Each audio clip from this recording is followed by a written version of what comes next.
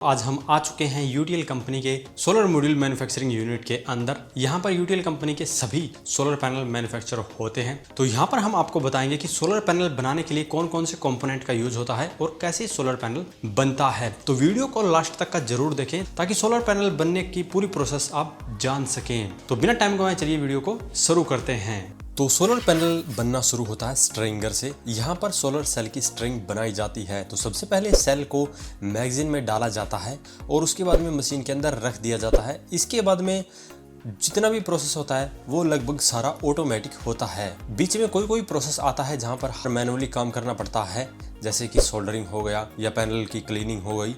ऐसे काम मैनुअली होते हैं, बाकी सारा काम ऑटोमेटिक होता है। जैसे ही सेल को मैगजीन में डालकर मशीन में रख दिया जाता है वैसे ही मशीन अपने आप इसे अरेंज करना शुरू हो जाती है और यहाँ पर स्ट्रिंग बनने की प्रोसेस शुरू हो जाती है। और यहाँ पर सेल को अरेंज करने के बाद में साथ ही साथ मशीन इसे सोल्डरिंग करती रहती है और सोल्डरिंग करने के बाद में आगे एक मशीन इन स्ट्रिंग को कट करती है पैनल के साइज के अनुसार। मान लीजिए अगर 72 सेल का पैनल बनाना है तो उसके हिसाब से अलग स्ट्रिंग तैयार होती है, यानी कि उसमें 12 सेल के बाद में कट लगता है।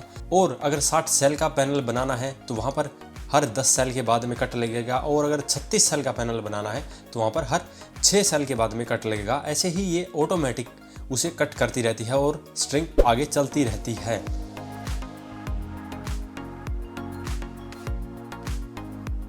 तो यहाँ पर दो काम होते हैं। एक मैनुअली किया जाता है, यहाँ पर पहले ग्लास लोड किया जाता है ईवीएस शीट के साथ में।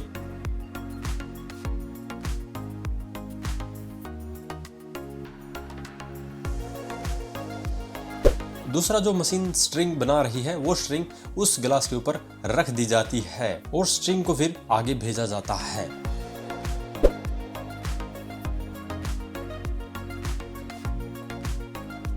फिर स्ट्रिंग की टैपिंग की जाती है ताकि जो स्ट्रिंग है उसके बीच का जो गैप है वो बराबर बना रहे। और उसके बाद में यहाँ पर स्ट्रिंग की सोल्डरिंग की जाती है।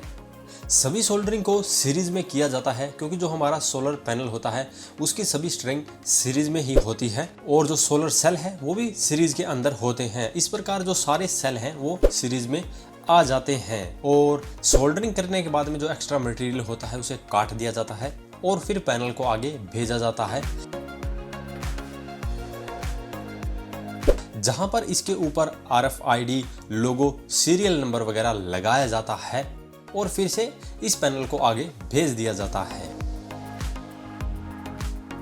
आगे फिर से इसके ऊपर एक EVA सीट लगाई जाती है और साथ में ही वहां पर एक बैक सीट को लगाया जाता है। और बैक सीट लगाने के बाद में फिर से आगे पैनल को भेजा जाता है EL टेस्टिंग के लिए।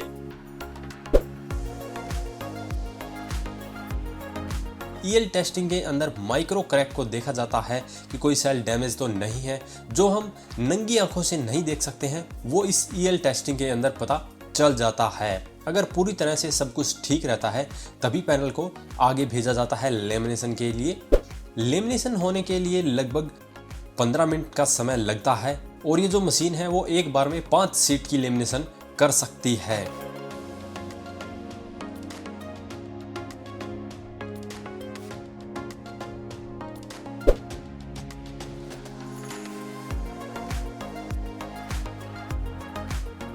और जैसे ही लेमिनेशन हो जाती है वैसे ही 500 शीट फिर एक एक करके बाहर निकल जाती है।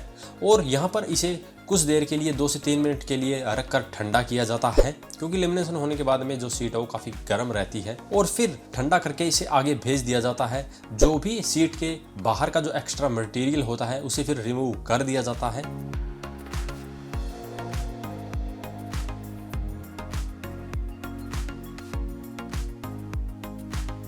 और आगे फिर इस सीट को विजुअल इंस्पेक्शन के लिए भेज दिया जाता है। यहाँ पर देखा जाता है कि सेल के बीच में कोई ज़्यादा गैप तो नहीं है, स्ट्रिंग के बीच में कोई गैप नहीं है, लोगो सही तरह से लगा है, RFID वगैरह, सीरियल नंबर वगैरह सभी परफेक्ट हैं या नहीं, और लेमिनेशन होने के बाद में कोई अलग से क्रैक आया है या नहीं। अगर सब कुछ ठीक रहता है तो फिर इस सीट को आगे भेजा जाता है। यहाँ पर 2 काम होते हैं। सबसे पहले फ्रेम के अंदर सिलिकॉन सीलेंट को लगाया जाता है और इसी फ्रेम को फिर इस सीट के साथ में जोड़ दिया जाता है। यहाँ पर फ्रेमिंग की ऑटोमेटिक मशीन है जो कि सीट और फ्रेम को आपस में जोड़ देती है।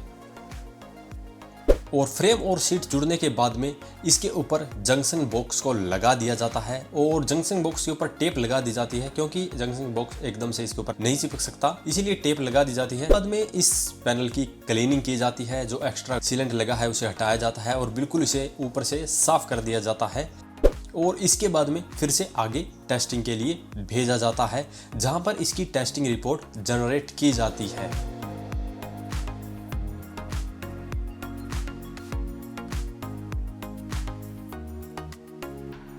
इसके बाद में सबसे फाइनल में दोबारा से इसकी ईएल टेस्टिंग की जाती है, जैसा कि पहले की थी।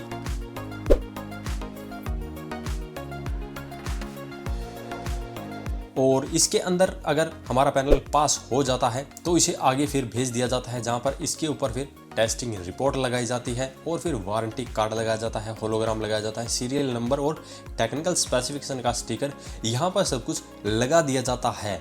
तो देख सकते हैं कि सोलर पैनल को बनाने के लिए कितनी टेस्टिंग की जाती है, उसके बाद में ही हमें फाइनल प्रोडक्ट मिलता है। इसके बाद में जंक्शन बॉक्स के ऊपर कैप लगा दी जाती है और इसका फाइनल चेक किया जाता है कि इसमें अभी भी कोई दिक्कत है या नहीं,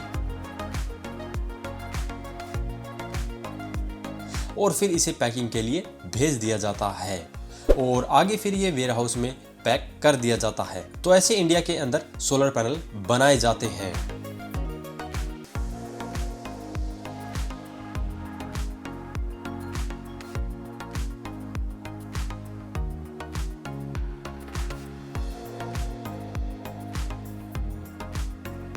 यूटीएल कंपनी के अंदर आपको अलग अलग साइज के अनुसार सोलर पैनल देखने को मिलते हैं। जितना बड़ा साइज का आपको सोलर पैनल चाहिए उतना बड़ा ले सकते हैं, छोटा साइज का चाहिए तो आप छोटा साइज का पैनल ले सकते हैं। तो ये थी पूरी प्रोसेस सोलर मॉड्यूल बनने की, ये आपने देखी है यूटीएल कंपनी के अंदर। और आगे आने वाली वीडियो में मैं आपको यूटीएल कंपनी के लिथियम बैटरी की मैन्युफैक्चरिंग प्रोसेस दिखाने वाला हूँ, साथ ही कंपोनेंट के बारे में पूरी जानकारी देने वाला हूँ। तो उसके लिए हमारे चैनल को अभी सब्सक्राइब कर लीजिए ताकि वो वीडियो भी आप देख पाएँ। तो आज की इस वीडियो में इतना ही। अगर वीडियो पसंद आया हो तो वीडियो को लाइक करें, शेयर करें, साथ ही हमारे चैनल को सब्सक्राइब करें। सब्सक्राइब करने के साथ साथ बेल आइकन को जरूर दबाएं ताकि इसी प्रकार की जानकारी आपको समय समय पर मिलती रहे। धन्यवाद।